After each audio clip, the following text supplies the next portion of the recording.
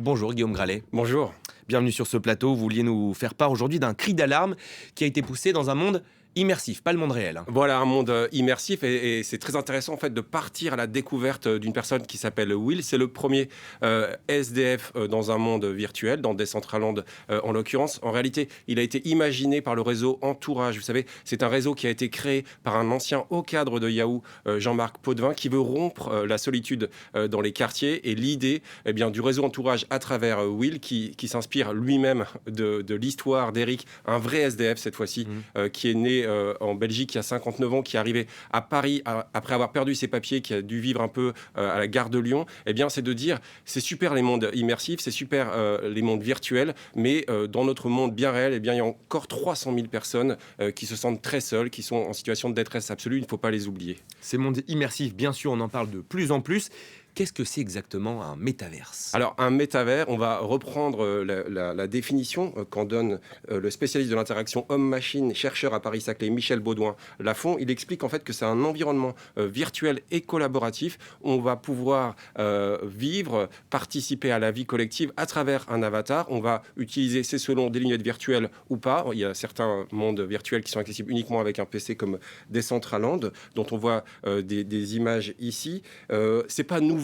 Peut-être avez-vous entendu parler, ça vous rappelle sans doute aussi l'histoire de Second Life qui existe toujours. Il y a eu d'autres mondes comme le System Dive. C'est souvent des mondes qui sont inspirés du monde des jeux vidéo comme World of Warcraft où là aussi on partageait des expériences communes en temps réel. Et on peut, dans ce monde immersif, acheter des propriétés. On peut acheter des propriétés. Ce que je trouve très intéressant, c'est le monde que crée en ce moment The Sandbox. Sandbox, ça a été co-créé par deux Français, Arthur Madrid et Sébastien Bourget. Et ça va vous permettre d'acheter effectivement Alors, les Français, on le voit bien à travers ce sondage qui a été lancé par Mastéos, ne sont pas encore prêts. Il y a seulement 15% qui sont prêts à investir. Mais on voit que les jeunes sont prêts, ceux qui sont enthousiastes sur cette idée, à investir autour de 10 000 euros. Ce qu'il ne faut pas oublier, c'est que 77% en réalité des Français n'en ont pas encore entendu parler, donc c'est pas encore très inclusif. Et pourtant, un autre monde virtuel est possible, c'est ce que vous nous dites,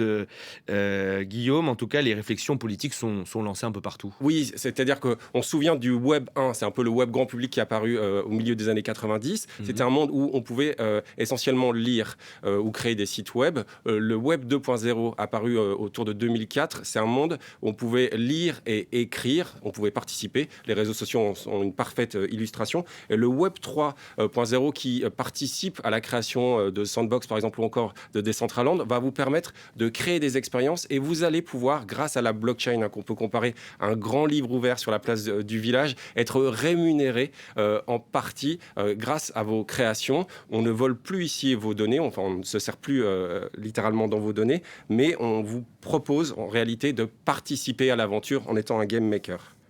L'idée aussi, c'est de créer peut-être une nouvelle démocratie, une nouvelle façon de gouverner, une nouvelle gouvernance. Oui, c'est ça. C'est-à-dire que les biens qu'on va avoir sur ces sites basés sur le Web 3, vous allez pouvoir les échanger dans d'autres métavers. Et puis, surtout, lorsqu'on écoute Sébastien Bourget, il explique que si vous avez des jetons de présence, littéralement des tokens, vous allez pouvoir participer à certains votes collectifs sur les décisions communes. Je trouve ça très intéressant. Il y a quand même un gros problème et qui est débattu en ce moment, c'est la consommation énergétique, mais on sait qu'il y a des solutions qui arrivent comme Proof of Stake, une preuve d'enjeu qui doit consommer beaucoup moins que la blockchain actuelle. C'est très intéressant parce que prédit Gartner, en 2026, chaque terrien qui sera connecté, il passera au moins 1 heure par jour sur ces métavers. En tout cas, c'est une vision très différente de celle de Facebook, qu'on appelle désormais Meta. Oui, c'est ça.